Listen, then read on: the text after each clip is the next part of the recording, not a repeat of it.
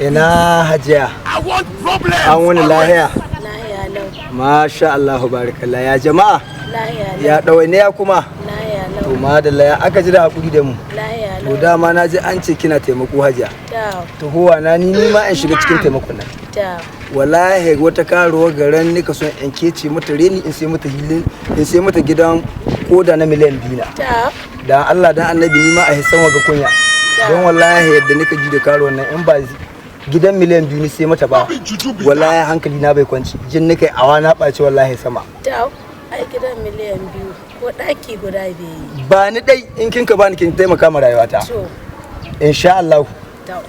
Ko ka bar wurin ga ko in hada ka da hukuma. Subhanallahi hajja ban taba jin kin ka hada kowa da hukuma ba ni kuma ga yaban sun haduwa da hukuma. To lalle alhali baka to bika taimako na kwarai ba gaskiya. To shin ita karo ba mu cita ba? To ko mace ta ba iya taimaka maka da kuɗi ka tuska. Subhanallah ashe ba taimakon kwarai na yake. Ni ka taya ko ni hoda kin ce hukuma ta to ta kamma. Kina cewa hukuma ai ni ai lalura ta lalace don ba su haduwa da hukuma. Ayo.